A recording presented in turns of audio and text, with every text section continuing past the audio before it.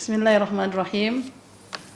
Assalamualaikum warahmatullahi wabarakatuh. Buka puasa, makan gulai ikan. Jangan lupa cuci mulut pakai durian. Ibu bapak yang budiman, apa kabarnya di Ramadan yang menyenangkan? Semoga ibu bapak dan keluarga selalu dilimpahkan oleh Allah rahmat, maghfirah, dan Allah jadikan bulan Ramadan kita kali ini adalah bulan Ramadan yang lebih baik dari bulan Ramadan yang sebelumnya. Alhamdulillah, alhamdulillah alamin, wassalatu wassalamu ala asyrafil anbiya'i wal mursalin wa ala alihi washabbihi ajma'in. Alhamdulillah, dengan taufik dan karunia Allah Subhanahu wa taala, tanpa terasa kita telah memasuki Ramadan yang ke-13. Alhamdulillah, walaupun dengan rasa sedih, terasa sebentar lagi Ramadan akan pergi meninggalkan kita, tapi kita masih punya harapan agar waktu-waktu yang tersisa ini bisa kita maksimalkan sekuat tenaga kita dan sekuat mujahadah kita. Ibu bapak yang dirahmati Allah Subhanahu wa taala, Ramadan seperti yang kita ketahui, Allah anugerahkan rezeki Ramadan satu kali dalam setahun. Ramadan itu ibarat air yang kita gunakan untuk membersihkan tubuh kita dari segala macam bentuk kotorannya, segala macam bentuk najisnya, dan lain sebagainya. Atau seperti sabun cuci yang menyuci dan membersihkan seluruh pakaian kita yang sebelumnya kotor, ya, banyak kotoran, kemudian dicuci oleh pencuci pakaian, maka baju kita kembali jadi bersih. Begitulah Ramadan. Allah menginginkan kita menggunakan Ramadan ini dengan cara yang baik, dengan semaksimal mungkin agar tujuan yang Allah inginkan bisa kita raih. Minimal Allah hapuskan segala dosa-dosa kita di bulan Ramadan yang kali ini. Ibu bapak yang dirahmati Allah Subhanahu wa taala, salam kami dari seluruh Dewan Pimpinan Al-Ihsan Boarding School Kampario. Kami mewakili Umi Hustia untuk menyampaikan sedikit terkait tentang bagaimana kita terus membangun kekuatan ikatan kerjasama di antara kita, dari ibu bapak yang di rumah dan kami selaku pembimbing dan guru-guru anak kita di pesantren Al-Ihsan Boarding School yang kita cintai ini. Alhamdulillah, ibu silakan menikmati waktu liburan bersama Ananda kurang lebih 1 bulan. Masya Allah, liburan yang cukup panjang, jangan kita sia-siakan. Di saat inilah ibu dan ayah ya, menguatkan kembali hubungan kedekatan pada Ananda yang kita cintai. Kami selaku Dewan Pimpinan dan seluruh segenap jajaran guru pembina di liburan sebulan ini memang banyak yang hilang yang kita rasakan. Apa saja riuh gemuruh suara anak-anak kami, ya, bercanda anak-anak kami, ya, aktivitas dan kreativitas mereka, subhanallah, bagian dari yang membuat kebahagiaan dalam hidup kami, sehingga ketika masuk libur itu terasa banyak sekali yang hilang, ya. Kembali sunyi, ya, suara-suara tertawa, suara-suara candaan anak-anak tidak terdengar. Oleh sebab itu kami berharap Ananda semua setelah liburan masuk kembali ke pesantren bersama kita, berjuang bersama di tempat yang penuh barokah ini insyaallah. Ibu bapak yang rahmat Allah Subhanahu wa taala, ketika kita berlibur, anak-anak berlibur sama kita, ya, kami yakin ibu dan bapak bagikan seorang petani seorang petani yang menunggu kapan saatnya panen, dan berharap panen yang akan dipanen ini adalah buah dan hasil yang bagus ya, yang bisa dijual, bahkan bisa meraih keuntungan yang lebih banyak. Kita berharap ya, guru-guru dan kami semua ketika membalikkan anak-anak ke orang tuanya tinggal menikmati, memanen hasil dari bimbingan kami di pondok pesantren. Tetapi kalau kemudian Bapak Ibu mendapati masih harus disemai kembali ya, masih harus dikasih pupuk kembali, masih harus banyak disirami, belum bisa untuk dinikmati panennya, maka ketahuilah itu semua adalah bagian dari proses ya, proses.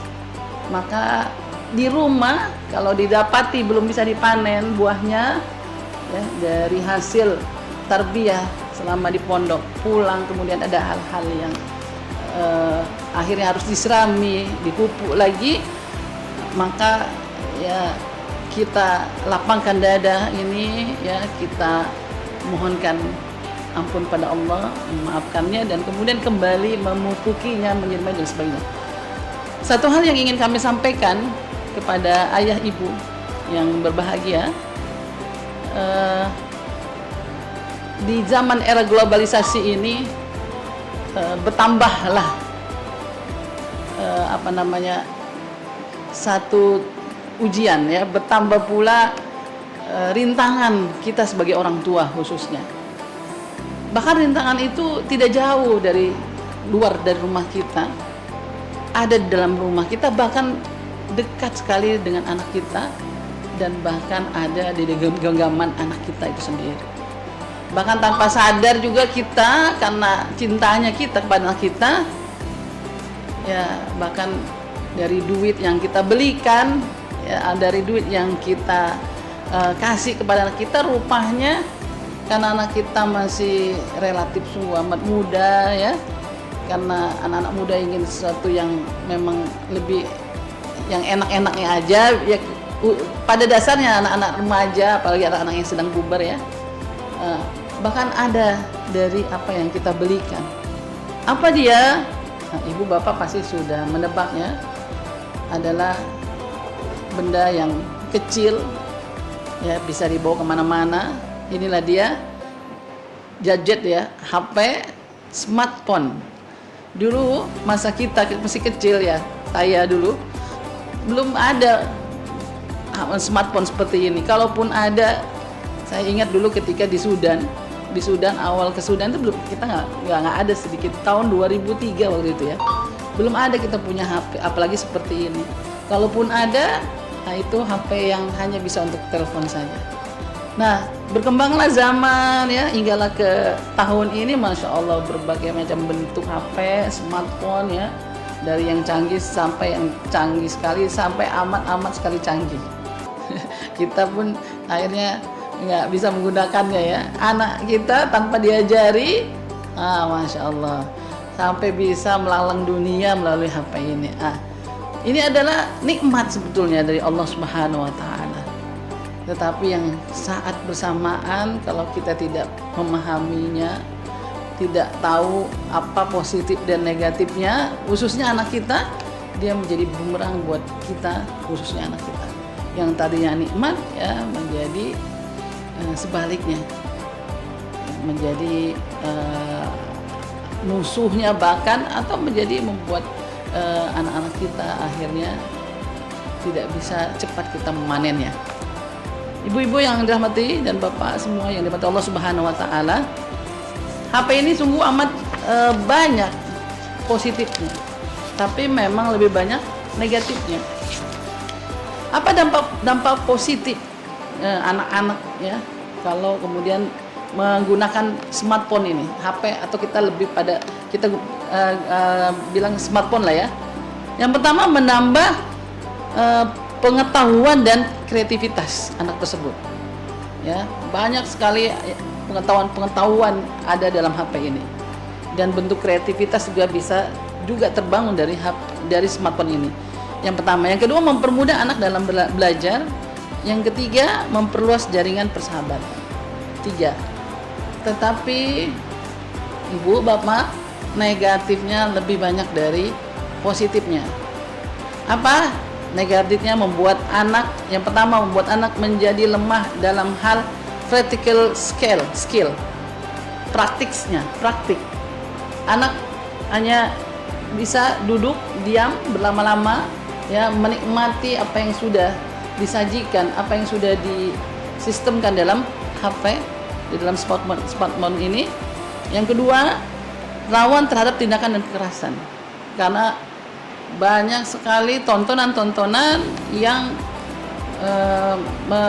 menuju kepada bentuk kekerasan, ya, kebulian dan sebagainya.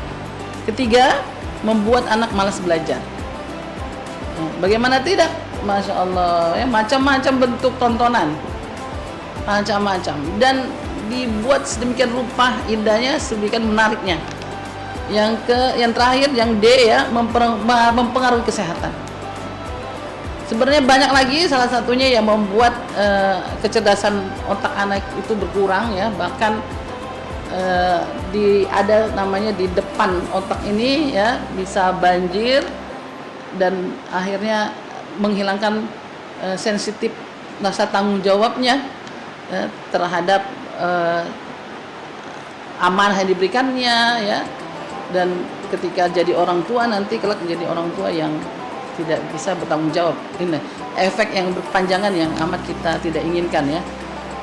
Ibu bapak yang dirahmati Allah Subhanahu wa taala, bapak ibu semua, kami yakin lebih tahu lagi, karena sudah banyak YouTube beredar terkait parenting ibu bapak terhadap anaknya tentang gadget ini, ya, khususnya Ibunda Eli Resman juga sudah banyak memaparkan hal tersebut. Kami hanya sekedar mengingatkan terkait interaksi anak-anak kita di rumah, sepanjang di rumah dengan HP ini. Oleh sebab itu, mohon maaf kalau kemudian ada sedikit misalnya menggurui dan sebagainya, bukan untuk menggurui tapi kemudian hanya untuk sekedar watawassaw bil haqqi watawassaw bis sabr. Kita ingin kebaikan dan keberhasilan tarbiyah ini terus berkesinambungan, bukan hanya di pondok saja, ya, anak-anak mengikuti berbagai aturan, ya, undang-undang, kemudian dengan ibadah yang kita atur sedemikian rupa. Kami ingin bagaimana kebiasaan baik anak-anak kami, ya, anak-anak kita semua di pondok pesantren ini kembali diteruskan di mana saja mereka berada, khususnya ketika balik pulang ke rumah. Jadi bagaimana anak-anak kita di pondok setiap harinya sholat berjamaah, subuh, zuhur, asar, maghrib, isya, sholat berjamaah. Maka semoga anak-anak kita balik ke rumah juga bisa mempertahankan sholat berjamaah, baik laki-laki maupun yang perempuan. Itu salah satunya. Kemudian kebiasaan ananda juga tilawatul Quran sehari 1 juz, ya. Bahkan di Ramadan ditingkatkan lagi menjadi 2 juz. Dan anak-anak kami juga dibiasakan dibangunkan jam 3:30 untuk mandi, kemudian setelah itu sholat qiyamul lail. Dan anak-anak kita juga dibiasakan mulai dari jam 6:30, ya, persiapan untuk pergi sekolah, sarapan pagi, ya, kemudian menuntut ilmu sampai sore jam 3, kembali lagi kemudian berjamaahnya, dan seterusnya. Bagi yang punya hafalan, dan semua anak-anak juga menghafal Al-Quran, dan kita berikan waktu seluas-luasnya, kita bimbing, kita jaga mereka untuk senantiasa murajaah. Di hari Kamis selalu berpuasa sunnah, dan banyak sekali, ya, kebiasaan-kebiasaan ibadahnya yang subhanallah, yang maksimal. Mudah-mudahan setelah pulang balik ke rumah ini bisa dipertahankan. Oleh sebab itu ada satu musuh, ya, musuh yang harus kita jeli sebagai orang tua, ini harus dijauhkan, ya. Bagaimana caranya? tidak lain dan tidak bukan adalah membangun komunikasi, ya, strategi komunikasi yang tepat kepada anak-anak kita, baik bapak maupun ibu. Sebetulnya komunikasi strategi yang tepat terkait permasalahan HP atau smartphone ini adalah yang pertama harus didahului dulu oleh pimpinan rumah tangganya, yaitu bapak. Kemudian nanti disepakati oleh ibu, dan pada hari-harinya pengaplikasiannya itu ada, ya, lebih pada ibu, ya, karena ibu lebih banyak di rumah. Tapi bapak setiap hari juga mengontrol, mengevaluasi bagaimana ibu di rumah, ya, memperhatikannya dengan sesama anak-anak kita menggunakan smartphone ini. Baik ibu bapak yang dirahmati Allah Subhanahu wa taala, ada teori, ada dua teori. Kita ambil, ya, teori manusia dulu. Teori namanya teori penetrasi sosial, ya, teori penetrasi sosial. Apa teori penetrasi sosial ini? Adalah teori ini berupaya mengidentifikasi proses peningkatan keterbukaan dan keintiman seseorang dalam menjalin hubungan dengan orang lain. Teori ini yang disusun oleh Irwan Atman dan Dalmas Taylor, ya, merupakan salah satu karya penting dalam perjalanan panjang penelitian di bidang perkembangan hubungan relationship development. Maksudnya ini, kita ambil teori ini, ya, untuk kita gunakan sebagai strategi pendekatan komunikasi antara kita sebagai orang tua kepada anak kita. Intinya semakin banyak kita berkomunikasi pada anak kita, semakin anak itu merasa dekat dengan kita, bukan sebaliknya. Karena komunikasi yang tidak tepat, akhirnya anak-anak yang dirasa adalah bunda cerewet, ya, abi cerewet, gitu. Karena tidak tepatnya komunikasi.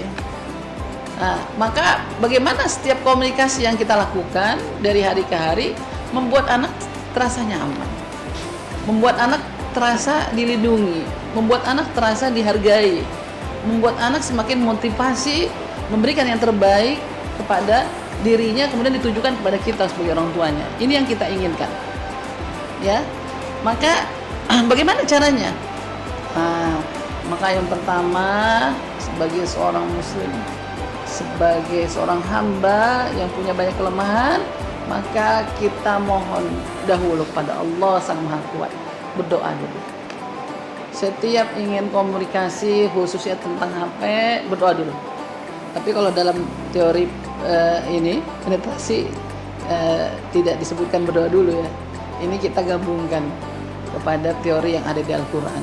Doa dulu, ya Allah, mudahkanlah, ya Allah, lisan ini, ya.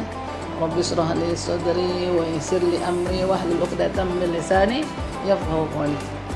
Mudahkanlah lisan ini untuk berkomunikasi dengan anak kami, dan mudahkanlah anak kami untuk menerima apa yang kami sampaikan kepada anak kami, dan bukakanlah hatinya untuk bisa menyimpannya dalam hati, dan mudahkanlah seluruh anggota tubuhnya untuk mengaplikasikan dari apa yang kami sampaikan kepada anak kami.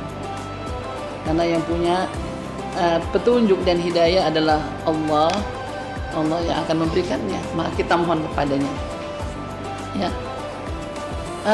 Ibu bapak yang dirahmati Allah Subhanahu wa taala, ya, gimana komunikasi itu membuat anak itu semakin percaya pada kita, dan kemudian akhirnya bertanya selalu pada kita, dan akhirnya dia merasa bertambah dekat kepada kita. Kalau anak-anak sudah dekat hatinya dengan kita, maka insya Allah apa yang kita arahkan padanya dia akan mendengarnya dan akan mentaatinya. Bunda, ya, yang dirahmati Allah Subhanahu wa taala, mari kita sejenak membuka surah Luqman. Luqman ayat 12, ya, sampai dengan 19. Ya, secara singkatnya, bagaimana Luqman ini adalah bukan seorang nabi, tapi dikatakan oleh Allah Subhanahu wa taala seorang hamba yang Allah berikan hikmah kepadanya. Kenapa? Karena Luqman ini termasuk hamba yang sangat amat menjaga lisannya dari perkataan-perkataan yang melalaikan atau perkataan yang tidak penting ya untuk dikatakan. Luqman ini hidup sejaman dengan Nabi Daud alaihissalam. Di dalam surat 12 surah Luqman ayat 12, A'udzubillahi minasyaitonir rajim. Wa laqad ataina Luqmana al-hikmata an yashkur lillah. Wa man yashkur fa inna ma yashkuru nafsi. Wa man kafara fa innallaha ghaniyyun hamid. Sungguh betul-betul kami telah memberikan Luqman itu hikmah. Mengapa Allah berikan hikmah kepadanya? Tadi salah satunya karena amat menjaganya lisannya dari perkataan-perkataan yang tidak bermakna, perkataan yang melalaikan. Tapi intinya bagaimana Luqman alaihissalam sungguh menjadi hamba yang amat bersyukur dari nikmat-nikmat yang Allah berikan kepadanya. Maka di sini Allah mengangkat dahulu seorang bapak, karakter seorang bapak. Ya, sebelum kemudian Allah memberikan manhaj tarbiyah, bagaimana cara membimbing dan mendidik anaknya, khususnya dalam membangun komunikasi kedekatan pada anaknya. Tetapi Allah menggambarkan dulu sosok seorang bapak. Kenapa tidak sosok seorang ibu? Bapaknya dulu ini. Bapaknya dulu menjadi toladan yang paling pertama dan utama. Kemudian diteruskan oleh ibunda. Seorang bapak yang sungguh amat syukur ya. Hamba yang syakir kepada Allah Subhanahu wa taala dari seluruh nikmat yang Allah berikan padanya. Karena kesyukurannya Luqman ini, maka Allah turunkan kepadanya hikmah. Apa hikmahnya? Memiliki ya, komunikasi yang unggul kepada anaknya khususnya. Maka Luqman memberikan contoh kepada anaknya, nak, jadilah hamba yang bersyukur dari apa yang Allah berikan kepadanya. Hamba yang bersyukur itu adalah hamba yang kemudian menggunakan seluruh fasilitas yang Allah berikan kepada kita dalam rangka untuk beribadah kepadanya. Contohnya ketika Allah berikan kemudahan kita untuk memiliki smartphone yang harganya cukup lumayan mahal ini, maka apa bentuk kesyukuran kita?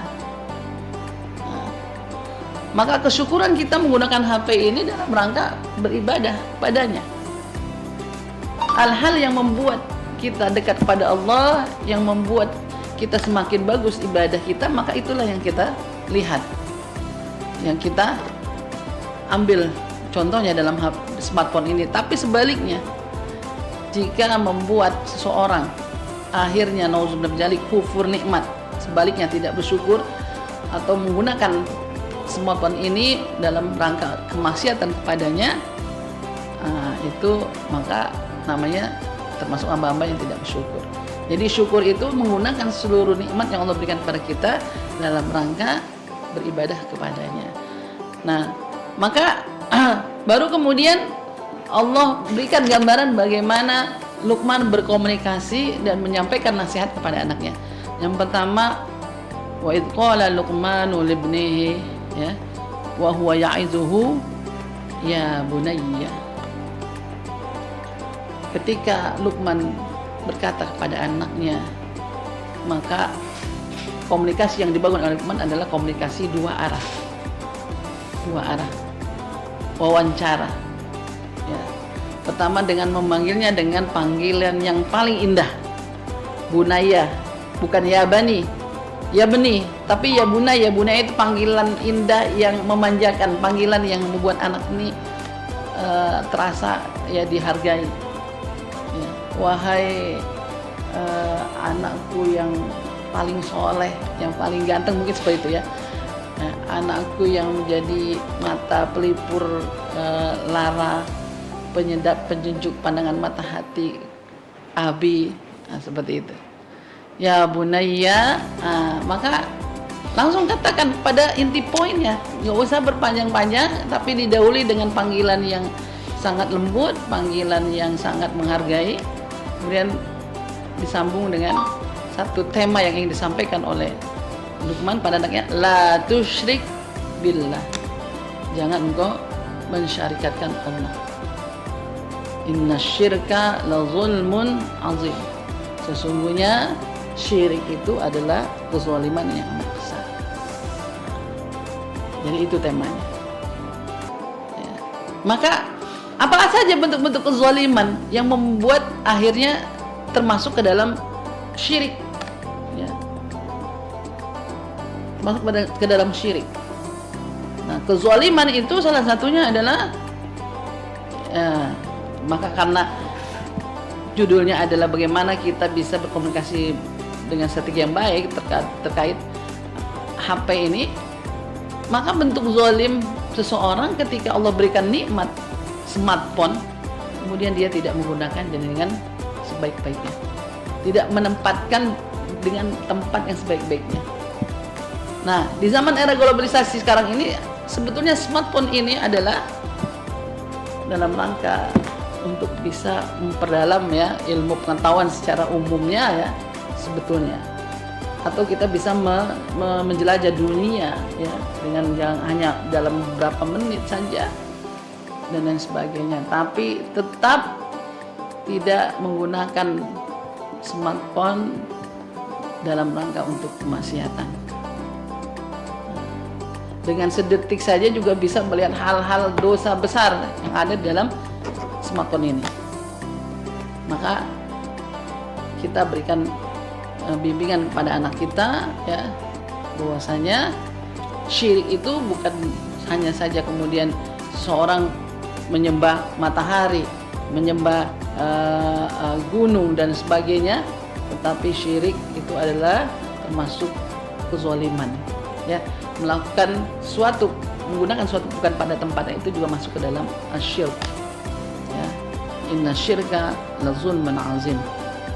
Nah, kemudian apalagi bagian dari kezaliman, salah satunya durhaka kepada kedua orang tua ya.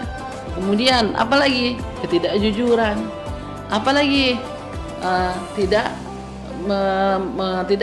bermuamalah dengan akhlakul karimah, bersuara yang tinggi kepada kedua orang tuanya, kepada gurunya. Dan itu bagian dari kezaliman. Dan intinya adalah barang siapa yang melakukan kezaliman itu adalah mereka yang tidak bersyukur atas segala macam nikmat-nikmat yang Allah berikan padanya. Nah, ibu, bunda, ayah bunda dan kita semuanya, maka di sini komunikasi yang baik, strategi komunikasi yang baik adalah terkait tentang smartphone ini ya. Yang pertama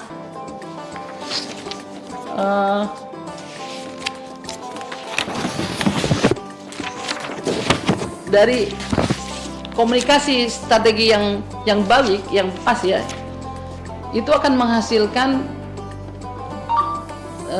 terkait bagaimana anak-anak kita ini bisa terhindar dari pengaruh negatif dari gadget dan smartphone ini. Kalau kita bisa menerapkan komunikasi yang baik dengan strategi yang baik pada anak kita, maka yang pertama ya, bagaimana kita bisa memberikan kepada anak kita kegiatan atau aktivitas di luar rumah yang bersifat positif.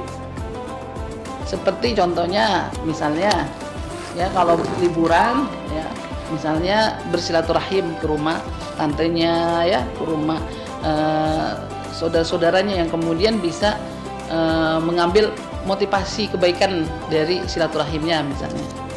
Atau kemudian diajak jalan-jalan rihlah ya, sambil murojaah dan sebagainya, atau kemudian diberikan satu proyek di luar ya, proyek terkait misalnya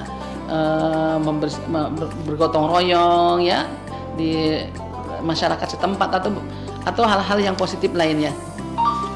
Jadi berikan kesibukan anak-anak ini untuk bisa bergaul ya di luar rumah, tapi tetap aja kita pilih tempat lingkungan yang baik ya.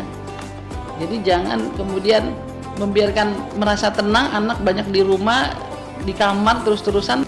Jadi ibunda, ayah bunda, komunikasi dengan strategi yang pas pada anak kita untuk mencegah anak kita dari pengaruh negatif smartphone ini, ya bisa dalam bentuk yang pertama adalah memberikan anak kita kegiatan dan aktivitas di luar rumah yang bersifat positif, ya, seperti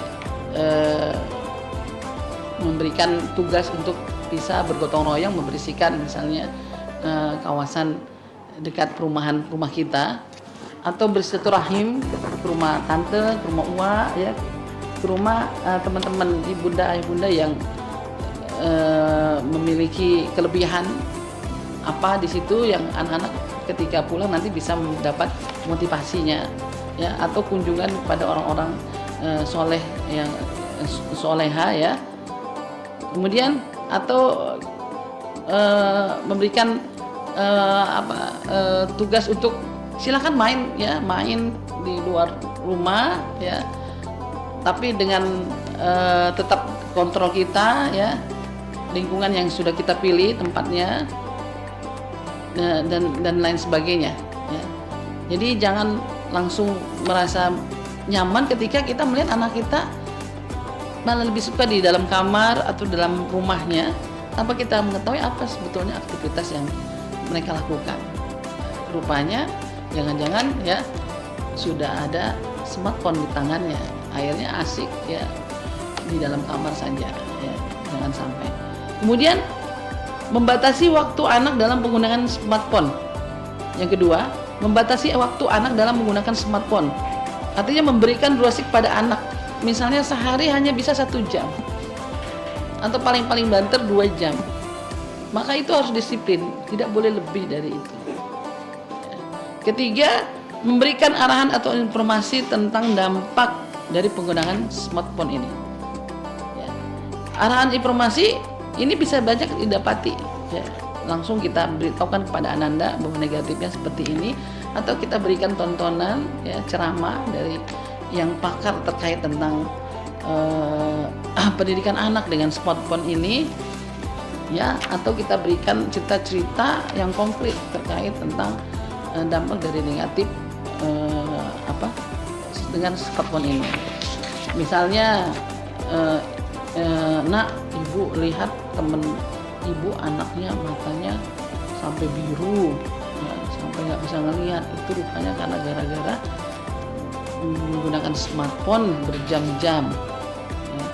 Di sini kami sampaikan ada satu penelitian oleh seorang mahasiswi, ya, Seri Okina namanya, mahasiswi Fakultas Dakwah dan Komunikasi di UIN Araneri, Aceh, melakukan sebuah penelitian di satu kampung di Gampong Pangoraya namanya, di Aceh, terkait apa peran seorang ibu kepada anaknya, ya, untuk supaya anaknya terhindar dari pengaruh negatif smartphone.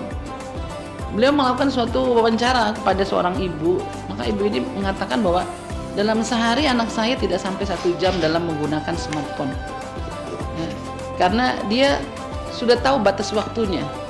Kami telah memberikan dan komunikasi kepada anak kami untuk menggunakan smartphone hanya 1 jam dalam sehari. Kalau sudah saatnya waktu makan, dia makan. Sudah saatnya waktu tidur, dia tidur, dan dia menggunakan waktu tidur tersebut.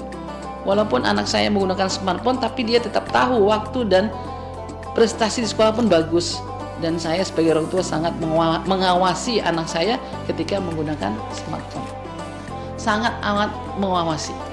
Sudah dikasih batas waktu, ya, kemudian diawasi apa yang dilihat oleh anak-anak kita.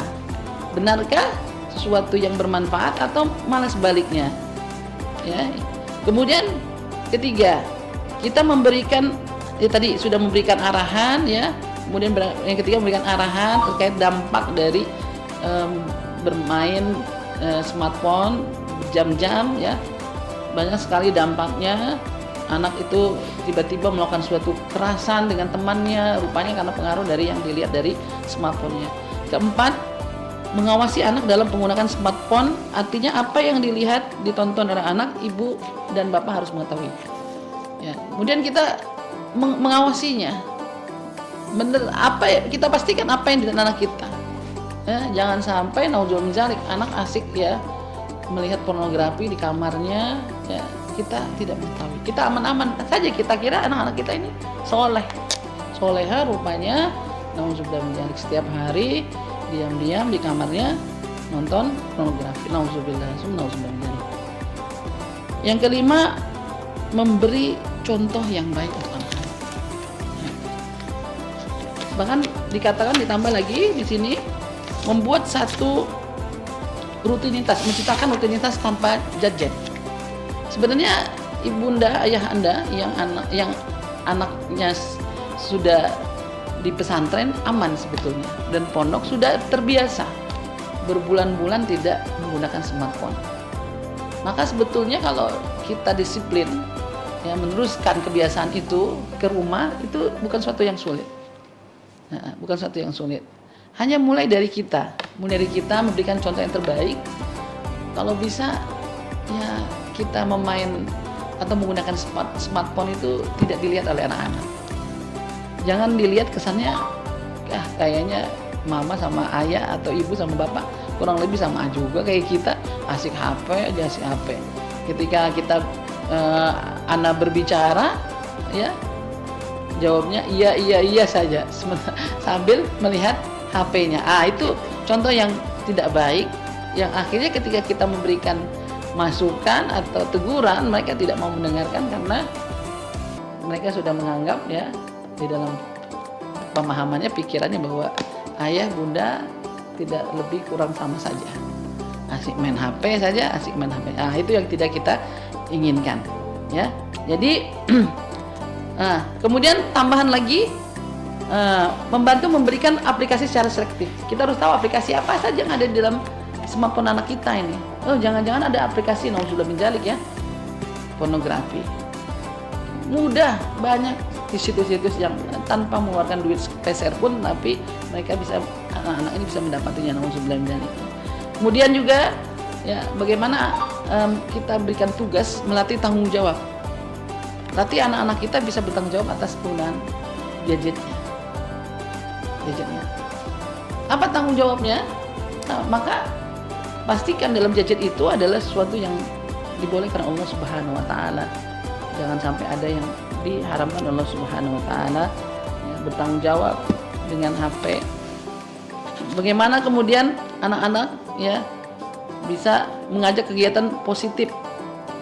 Ya seperti tadi yang sebelumnya, kembali lagi kami ulang, kita buat rihla memasak ya di suatu tempat rihla, berkebun, bercocok tanam dan sebagainya. Kemudian apabila anak kita bisa disiplin dengan sesuatu yang sudah kita komunikasikan bersama dan anak kita bisa melakukannya, maka kita beri apresiasi, kita beri hadiah ke dia ya penghargaan ya dan sejenisnya. Maka hal-hal yang demikian insya Allah bisa membuat ya atau mengurangi dan bahkan terjauhi anak kita dari efek negatif dari smartphone yang ada di tangan anak-anak kita. Ibu bapak mohon maaf ya atas segala kekurangan penyampaian. Mohon maaf kalau ada kalimat yang menggurui, atau mohon maaf kalau ada sesuatu yang tidak berkenan dalam hati ini dan lain. Ini bukan maksud apa-apa karena rasa cinta dan sayang kami kepada ibunda, ayahanda dan khususnya kepada ananda kami. Mudah-mudahan waktu yang libur cukup panjang ini ananda ya dan ibunda, ayahanda bisa bersama-sama bekerja sama untuk menciptakan suasana di rumah, suasana Ramadan yang penuh hikmah dan khusyuk, dan ditambah dengan suasana Syawal yang masih lekat dengan suasana Ramadan. Dan mudah-mudahan Allah bimbing kita untuk Allah mudahkan kita bisa membimbing anak-anak kita dengan bimbingan yang terbaik, menghindarkan anak-anak kita ya dari segala macam bentuk kejahatan dan dampak negatif dari smartphone yang ada pada kita, pada anak-anak kita dan pada keluarga kita. Mudah-mudahan anak-anak kita dijaga oleh Allah penglihatannya, ya, tangannya, hatinya, khususnya jiwanya dan pikirannya dari pengaruh negatif dari smartphone dan hal-hal yang dilarang oleh Allah Subhanahu wa taala.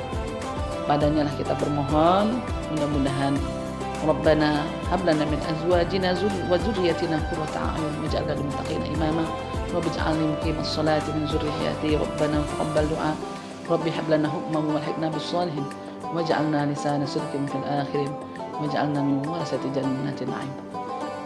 Bunda, ayahanda, kami terbuka ya, luas waktu kami. Silakan kalau ada permasalahan seputar tentang smartphone yang terjadi pada anak kita, silakan.